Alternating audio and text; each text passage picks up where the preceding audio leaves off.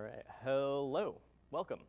It is day one officially of Tableau conference. I hope everyone's doing all right. We are in this talk discussing content audits. So just to level set a little bit, can I get a quick show of hands who here has actually done a content audit? Most people, all right. How many of you have actually used Tableau for your audits in any way? Like two hands, okay. Last one, if you hate raising your hands at conferences, could you please raise your hand? Or just like a big exasperated sigh, anything. I really hate it. I'm sorry that I made you raise your hands. So I started at Tableau about a year and a half ago. I actually come from an editorial and journalism background. I was in newsrooms for about 5 years, and I saw a volume of content somewhere around 50 to 60 articles per day, which is pretty voluminous for a pretty small newsroom. And when you have a lot of content, you need to make sure you're doing the right thing. And you're producing the right content, you're writing well, what you're doing actually lands and performs well. So over time, I began doing a lot of that and auditing our content and making sure that we can inform our strategy, our content strategy, based on our findings. So this led to eventually me doing a lot of SEO work, search engine optimization work, where I ended up at Tableau in the marketing operations department. I now exclusively focus on SEO. I don't write content anymore. And when I started, we hadn't done a full site audit, I think ever. And we had about 13 years worth of content on our website on Tableau.com. And we support 8 languages. So this was in the realm of tens of thousands of pages of content. We had content that was really old, like Tableau 6. So 10 years ago content, screenshots that were way out of date.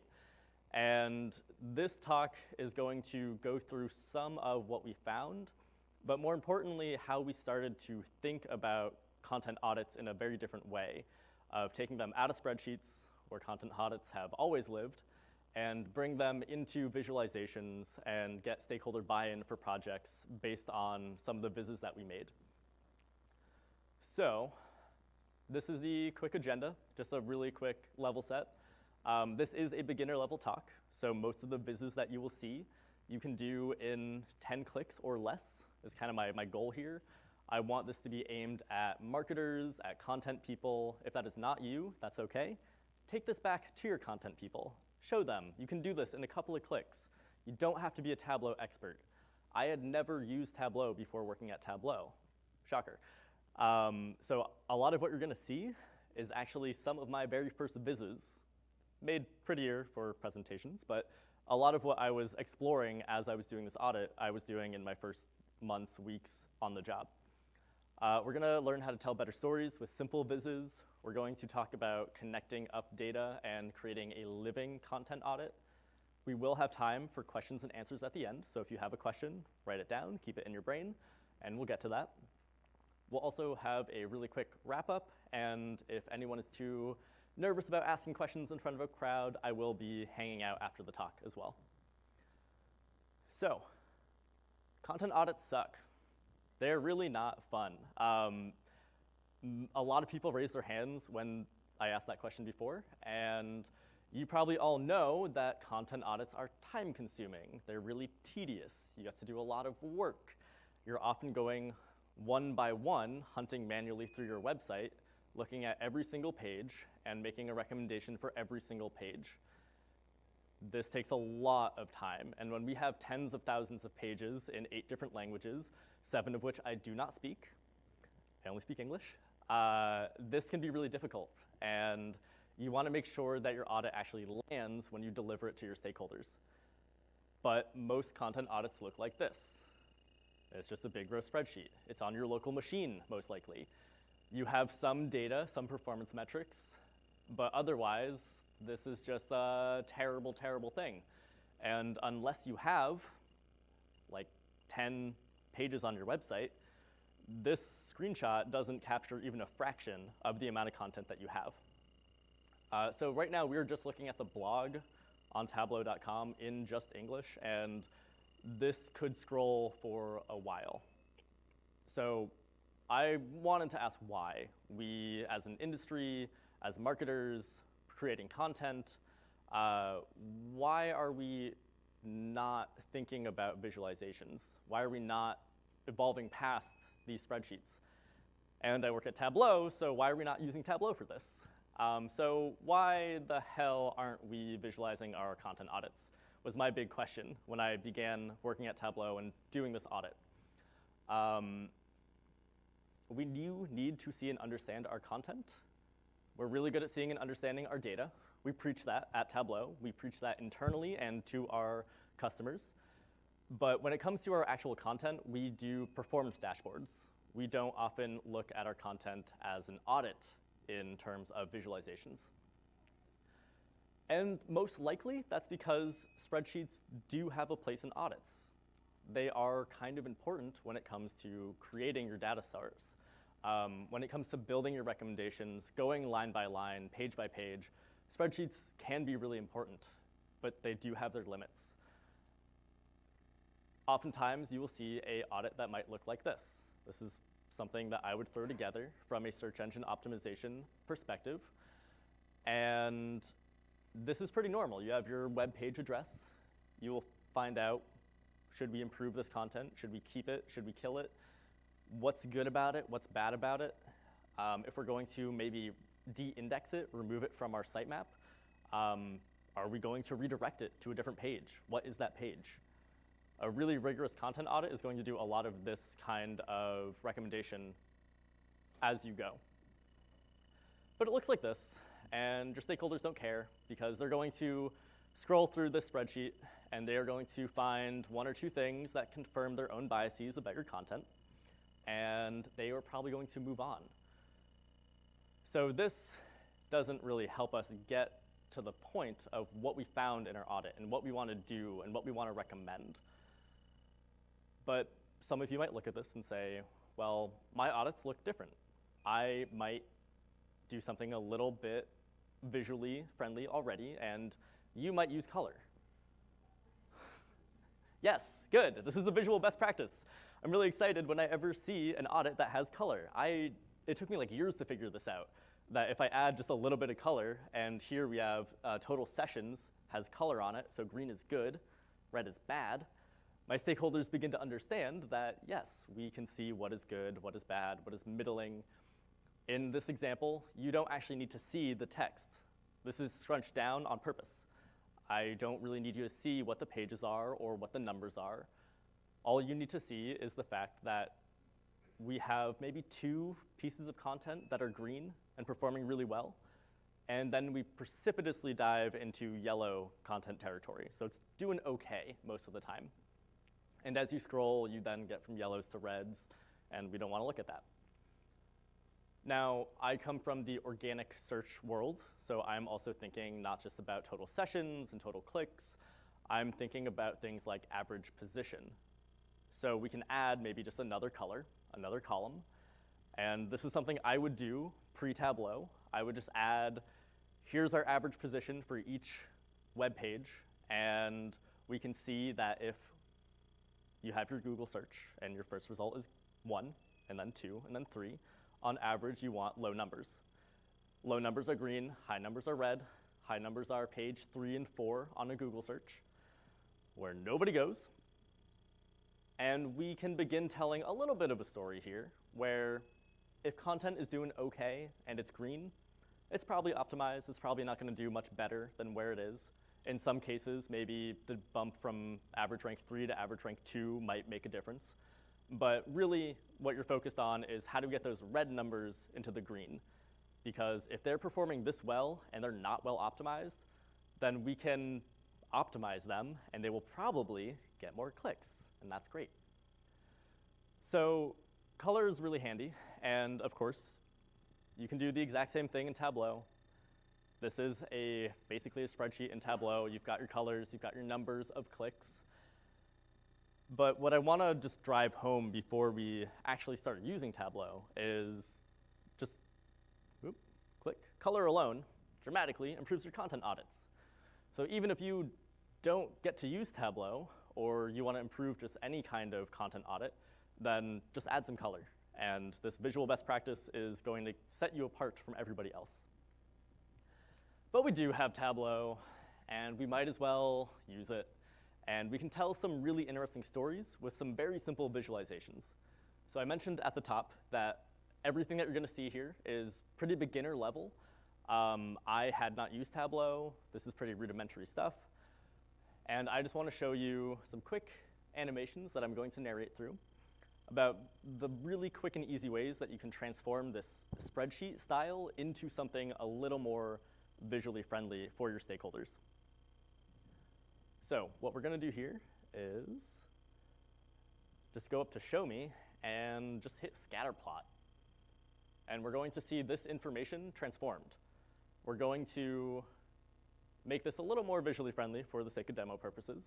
And we're going to get our average position again, get that on color, make sure it's actually averaged out. It's average position, not sum of average positions. Make that a block, and you know what? Let's make it a little bit bigger so you can see. So that was, I think, 7 clicks total. But now we have a different story than what we were telling with our spreadsheet. Even with our beautiful color in our spreadsheet, we can see that same story I verbalized before in front of you. We have some content here getting a ton of clicks that is nowhere near the first page.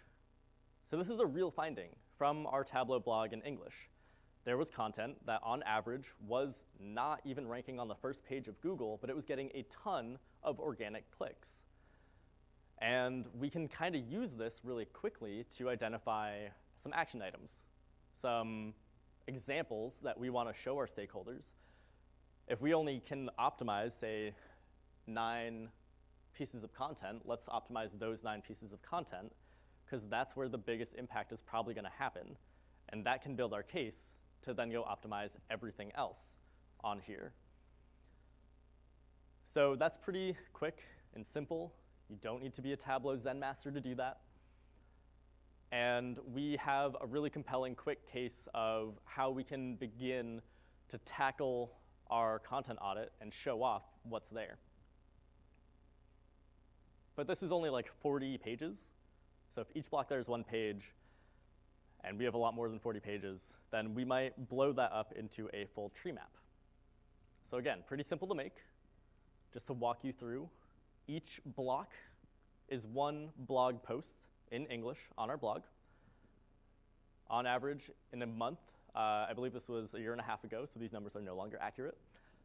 This was getting 392,000 clicks between all 709 pages. Now, you'd probably just round that to 390,000 pages, right? Let's explore this just a little bit. Let's show this to a stakeholder and allow them to just mess around with it. So they might see this number and be curious about our top performer. 15K, not bad. 1 article, going strong. They might explore a little bit more and see what our top 10 or so, I guess top 8 here. Top 8, pulling in a lot of weight, doing some work. And let's just see a little bit more. So this is actually what my stakeholder did, is they just started exploring like this. And they saw top 30 pages, doing a lot of work. And then they noticed this cluster in the bottom, this bottom right, which is just like a terrible mess, and they wanted to know what's down there. So they select it, and we look at that, and we see that when we select it, it's 372 pages, making up only 2,000 clicks per month. Our top performer, if you remember, was 15K. Oh, there it goes. And our total was 392,000. So we rounded at the beginning of this little demo to just 390, which means about half of our blog, when it came to organic clicks, was a rounding error, which is pretty alarming. If you are making the blog, if you're making all this content, that half of it isn't even being included when you round down to just 390K. So this was alarming, and we investigated. And what we found was that there were some technical issues here. There was a lot of old content here. Like I said, a lot of this content in the bottom corner was maybe a decade old. Some of it was really gnarly old product screenshots. Some of this was broken HTML. We had some people who might have messed up when they were inputting their tags, and it looked a little broken and busted. Some content didn't really survive going from one CMS to another when we sort of did some updates to the site. Some of it kind of fell by the wayside and was duplicated or broken, busted. So from my perspective, I think, well, half of our blog content isn't performing. We should probably just get rid of it, right? But we didn't exactly do that. I'll show you in just a minute. We wanted to see what other metrics we could plug in here and understand, is this just all cruft? Can we just get rid of it all? Or can we investigate maybe our lead conversion data? And we might have this exact same tree map, but we will bring in not average position this time, but our average lead conversion rate.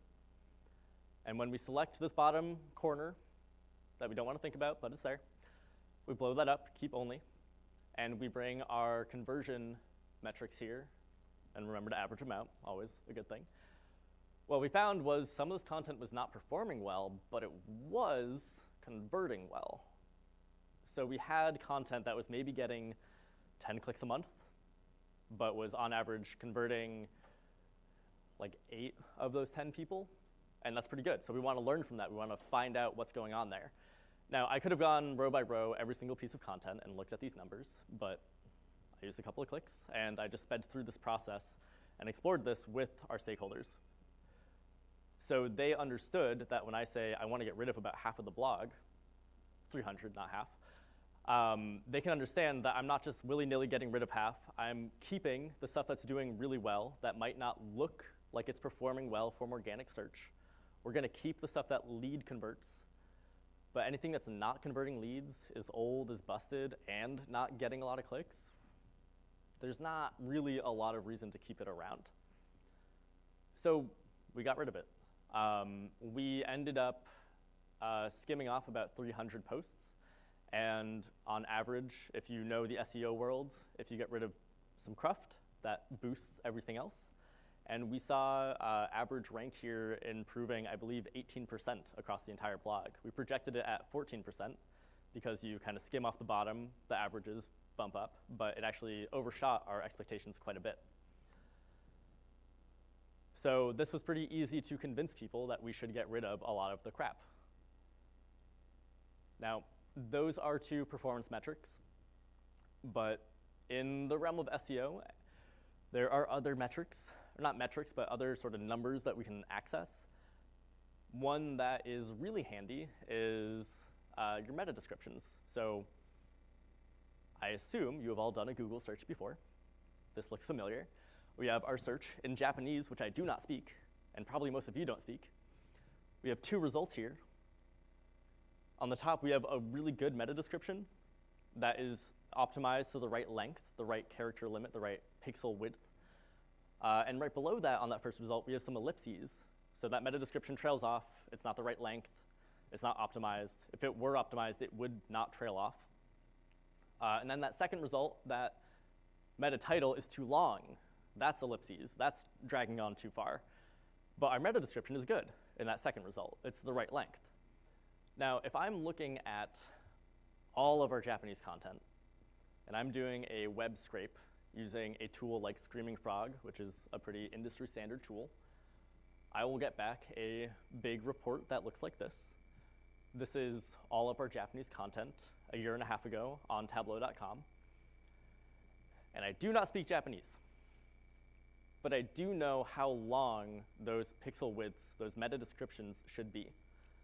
So I can take that information and make a viz.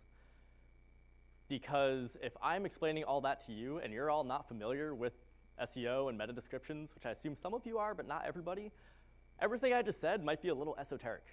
So I want to bridge that gap, and I just make a really simple scatter plot that displays that entire crawl that we just did with just a reference band and a little bit of information with some annotations. that show this reference band is the ideal pixel width that we want content to be. If it is outside of that, that is not optimized. We should go look at that. We should find out why it's not optimized. And we found that 309 pages had extra long meta descriptions, some of them 4, even 5 times the length they should be. A lot of pages had no meta descriptions, which is also not good. And this allows us to open up a conversation with people who do not give a crap about meta descriptions. This allows us to say, hey, this is a problem. Meta description width is a really good bellwether indicator of whether or not content is optimized for search. And we have a lot that's not optimized for search. Now, in this case, there were some issues with our website that we were able to address, and we were able to fix some of this.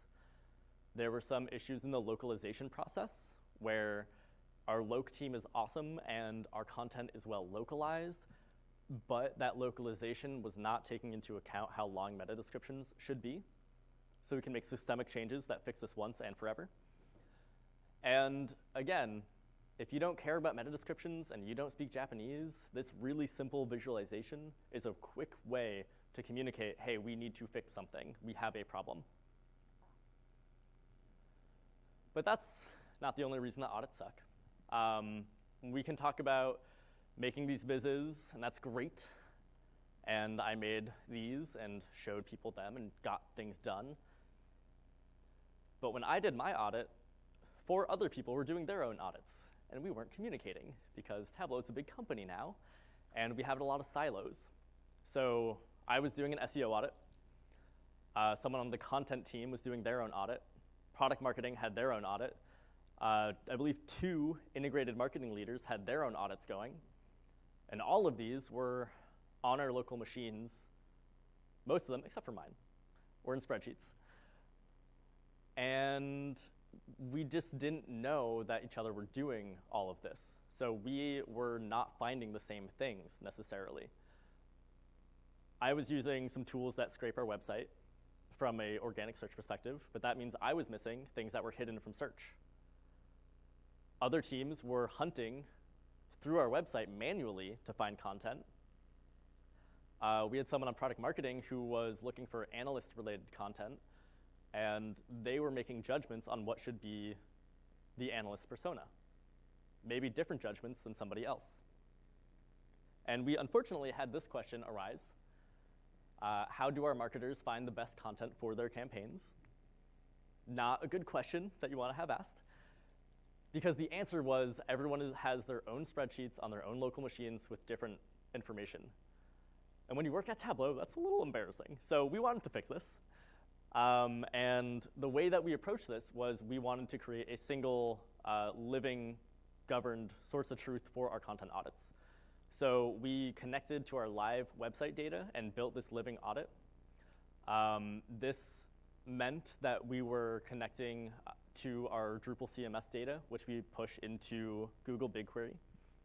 And when we have all that website data, then we can just pull it all together and build a nice view, a nice table that we can connect to with Tableau. And now everybody is connecting to the same content audit.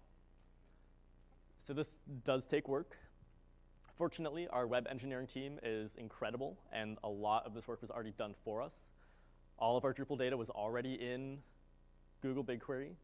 We had a mountain of views and tables to pull from. We also had to do some work. We had a lot of content tagged in very specific ways, oftentimes in legacy language that we had to go fix and add some tags for, add some fields. We created our single source of truth, and then we dashboarded the hell out of it to make sure people understood the value. This took a lot of work. We had to get prioritization across the organization in marketing. We had to get unified taxonomy, which I don't know if anyone has tried to do, but different departments use different funnel language. I get a head nod right there, yeah. And a lot of these teams have been using different funnel language for like 5 years, and they're not going to change. So you need to figure out how do we agree upon language, at least for a content audit, so we can all use the same language when we evaluate the status of our content. We did some internal customer interviews. So we approach this as building a product. We're building dashboards, we're building a tool. I need to know how different internal content auditors are auditing their content. What are they looking for? What parameters do they have that they're deciding what makes their audit complete? And then you have to do some work to actually implement these things because someone has to do the work eventually. Just for some quick inspiration, these are the custom tags that we used. A lot of these were already implemented. This isn't actually exhaustive, but these are the highlights. So we had persona, funnel stage, content type, targeted industry, what language the content's in, whether or not it's gated, and then my favorite is this internal audit date, which was actually new for this project. In our internal customer interviews, the biggest question that always came up was, how do I know what needs to be updated? And again, a couple of head nods. When your marketers need to go through every single piece of content to make sure it is up to date, that is time consuming. This is already a time consuming process. We don't need to add anything else to it. So what we ended up adding was a pretty simple drop-down menu, just to our editor experience in our CMS in Drupal. We took out a lot of guesswork for our editors because we wanted this to be very streamlined. For our purposes, 9, 12, 18 months makes a lot of sense. We just make it a drop-down, and this timestamps the individual page, the node that we have. And that makes it 3 timestamps that we have: date created, last date edited, and when we need to check in on this content. Now, date created, it's not really a good measure. You might update content regularly. It's not a good way to tell what to audit. Last date edited doesn't help if the last thing edited was a typo fix and not an actual overhaul of a white paper. But this, while a little more manual, helps quite a bit. And it allows us to do something really cool because, again, we are connecting to this data and we are publishing it. We are using it on our instance of Tableau Server. And we can create a dashboard like this. This is the What's Getting Stale dashboard. To quickly orient you, we have 4 filters: author, type, language, audit date. We have a web object that we'll see in action in just a second. And then this sort of spreadsheet style, here's a list of the content. What this allows us to do, this audit date, is we can filter by what needs to be audited today, this week, this month, this quarter. And we can just check in on it. So if I go and I look and I say, what do I have to work on today? What do I have to audit today? I have something to audit. I can go check in on that. It was a test page. I can delete that. Piece of cake. Now I can see, what do I have to audit tomorrow? And I can just really quickly see what there is. So I do that. I don't see my name under author. I'm probably just gonna go ahead and say I'm good for the week. How about next week? You can kind of see how this goes. If I go next week, there's a lot of content. I'll filter by myself because I'm not gonna scroll through all that. And what I'll see, if I just go to me, is there's actually nothing for me to do next week either. So I've got free time. I can go help out a friend. Let's say I'm assigned to go help out and help audit our blog team. So I can go filter by blog, by content type. And let's say now I'm learning Japanese. I'm not. But I'm gonna go help out and audit some of our Japanese content on the blog. And I'm going to use this web object and some actions to just open up this right here in the dashboard. I'm gonna audit it. I'm not gonna leave Tableau. I'm just going to go look at this content, understand what it is, edit it if I have to, give it a thumbs up, thumbs down, change that audit date for the future. And this was just a very powerful thing that came out of, again, customer interviews internally. I needed to find out what the biggest problem they had so I can solve that and make them understand the value of using this audit. Because if I build all this and nobody uses it and they keep using their spreadsheets, then why did I build it? But if they have a value add, they don't have to hunt for content anymore, they can filter it really easily, and they know what they have to update and when, then they are not going to be using spreadsheets for long. They're going to use this, and we're going to build a lot of efficiencies into our process. So that is, so far, mostly looking at Tableau Desktop. I do want to highlight Tableau Online and Tableau Server, because there are ways that you can build this further and upload it and make this connectable data on your instance of Online or Server. And you can also use it to actually facilitate discussion and action just in Tableau on the platform. Because again, most stakeholders just open an audit and they scroll. And it looks like this. And they scroll and they scroll and they scroll, and they don't really get a lot out of this. In fact, if you're using Google Sheets, they might comment on it, but they'll comment on like a cell and ask, hey, what's going on here? And not actually see the whole story. So we want to make sure that they can comment and understand and see all of your content, your entire audit, and make this really accessible to people who in your organization might not have adopted Tableau. And we can highlight things for them to go look at and go understand and ask questions and answer questions just by leveraging some pre-built dashboards. So this is the content catalog, content audit. Looks a little bit different from the what's getting stale dashboard because we've just added a couple more filters here. So we added our persona, department, industry, campaign topic, and we've got a nice funnel stage graphic here that shows us how much content we have per funnel stage. You can actually click on that as well, and that's a filter. And we can enable someone who doesn't even know how to build a dashboard, but has access to Explorer or Viewer to access this and ask questions about the audit that we have. So let's imagine we're doing that. Let's imagine now I'm proficient in Japanese and I'm somehow trusted to run campaigns. And I need to go check out all the content we have for analysts that is in Japanese. And I only see 2 things. And that's odd, that's disappointing. I don't know why that's all that we have. So I'm going to take a snapshot and write a comment because I'm connected on Tableau Server. And I'm gonna ask, hey, what the hell? Where's all of our Japanese analyst content? Why don't we have that? And I'll hit post. That is now there, that is part of this experience. I'll hit revert real quick. And let's say someone else is now seeing my comment and they click view on that snapshot. It's not a screenshot, it's a snapshot, which means it loads exactly what I saw when I made my discovery. So I made my content, or my comment, based on this information that I have.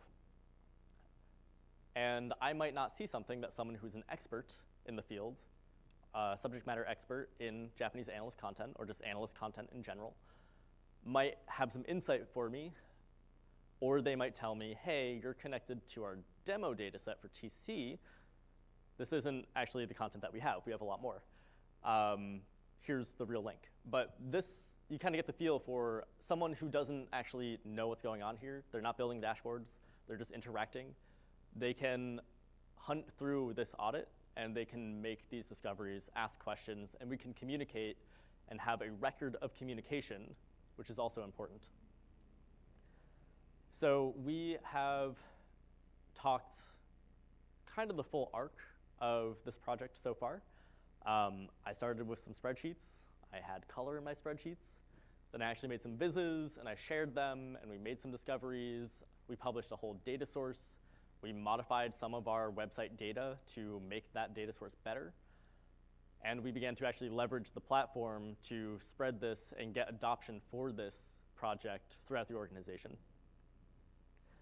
And that means that our living content audit has done a lot of work for us and has built a lot of efficiency into the process. So instead of 4 marketers, 5 marketers doing independent audits, hunting and pecking for content on their own, they can now connect to it, and they're saving time there. They can explore it, they're saving time there. They can ask questions about it and snapshot what they have. And hopefully, they have their own data. So I'm using, from earlier, my SEO data, my organic clicks.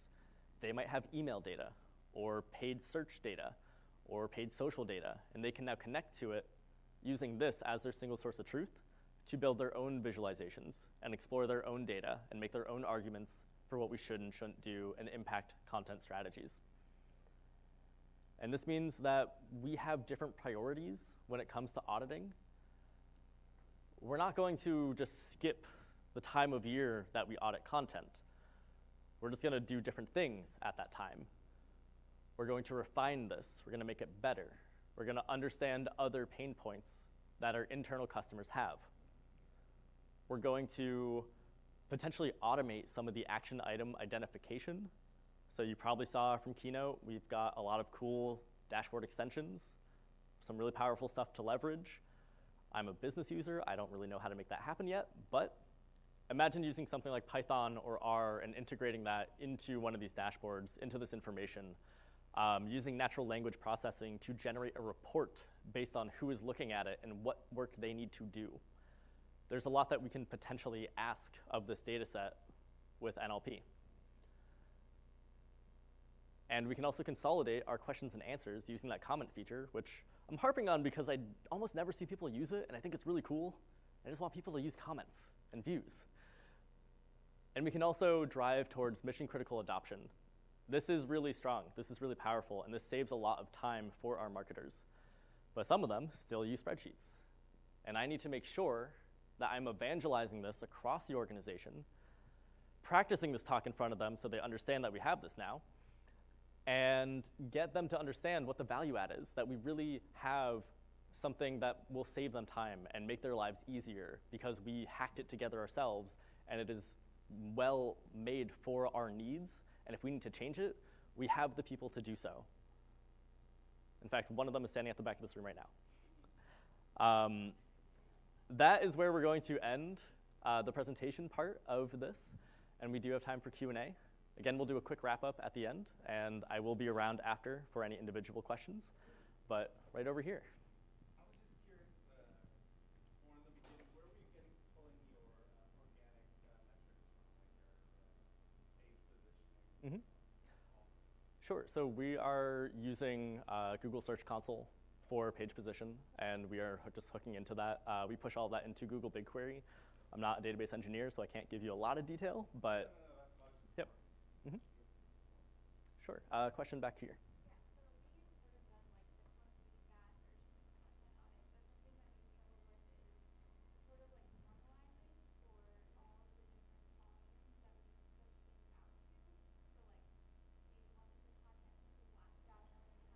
Mm-hmm.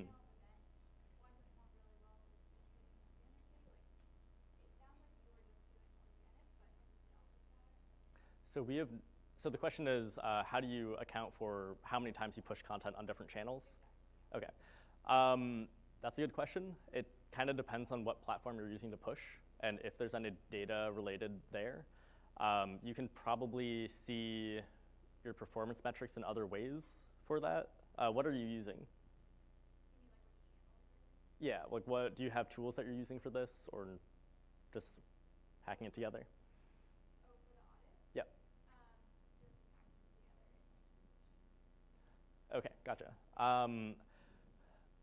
I don't know what the best way to do that would be, but you could potentially manually just understand when you were pushing things out. Depending on the channel, there might be ways to connect to that data with some web data connectors, but it's really gonna depend based on what the exact need is. Question right here? For organic search, Mm-hmm. solely, what would you say are your best KPIs, or the KPIs that one should focus on most? So the Obviously, position is huge. Yep. What else? So the question is, what KPIs do we focus on in organic search? So that is always in a little bit of flux because we are mostly focusing on lead generation. We would really love to have robust organic lead generation numbers because if we're not getting a lot of clicks, but we are generating a lot of leads, then that's what's more important. But we do use things like average position as good bellwethers for whether or not it's the best that it could be. Sure. On average position, I know Search Console, I'm not sure the rules behind it, but how are they calculating average position? Because doesn't it depend on the query that's put in? Mm-hmm. So how is, I mean, are they? So they are going based on, they're kind of doing an average of an average sometimes. And you might be looking at an average of each individual query has an average, and then they're averaging that as well. So you might use some other tools, something like Stat, where you can kind of pull some other information and get more organic share of voice for specific keywords. But Search Console, you kind of got to take it with a grain of salt always. Right, yeah. And I'm sorry, Okay, then we'll move on. sorry, yeah, this one's quick. For things like ScreamingFrog and then also Search Console, Mhm. is your unique identifier the page URL? Yes. And we're also syncing that up because we do use Drupal to our node ID as well. Yep.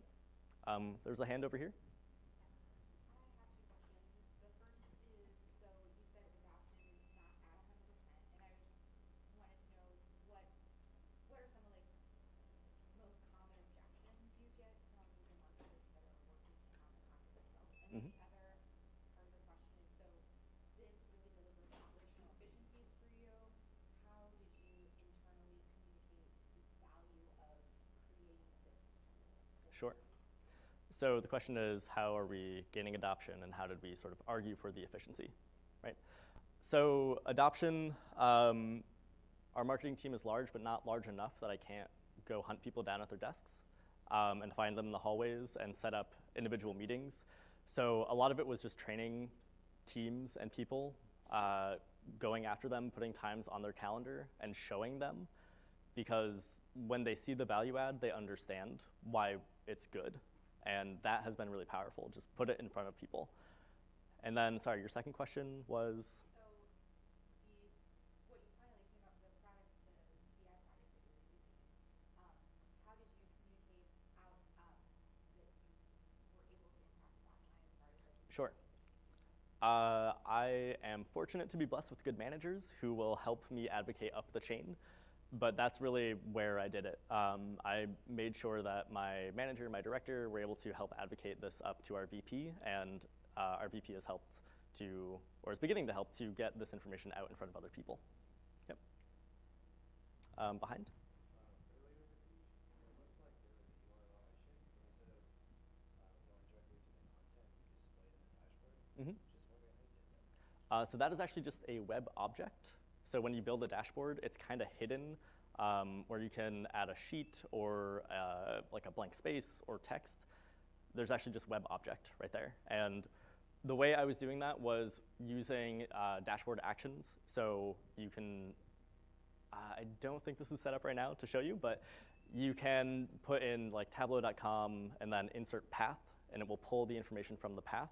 And when you click the action, when it pops up, it'll do that in the dashboard action, or in the object. Yep. Question? Yes. When you had, I think it was the tree map up, where you applied the all different colors, and Mhm. you were kind of how we decided to kill half the pages. How do you recommend kind of calculating what your kind of cutoff is for that across whatever DPS you're using? Sure. So we were thinking about things like, does this page actually convert? Also just, is it getting any traffic at all? What is difficult to see with the tree map, especially because it scrunches up, is it does have to be greater than 1. So if there is content that is 0, it's not really going to show up in a tree map well. So we can also go by that. If it's gotten nothing in a month, probably safe to put it in the let's evaluate bin. But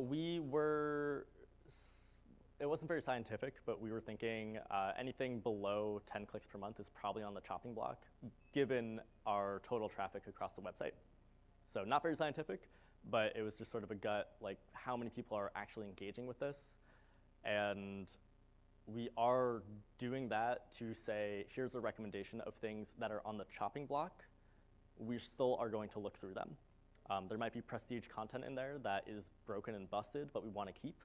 And we do have to go piece by piece and understand, is it safe to give this a thumbs down, or do we need to really up the quality on this and make it as good as it can be? Yep. Any other questions? In the red?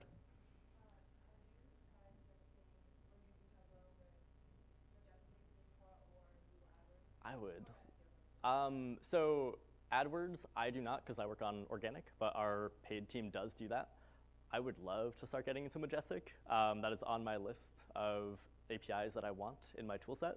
So no, we haven't done Majestic or deep crawl. We are working on Stat right now. And the paid team could speak more to the paid side.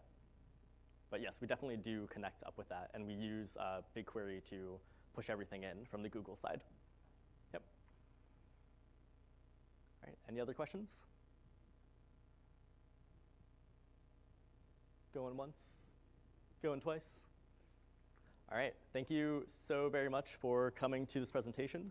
There is, oh, thank you. Sorry.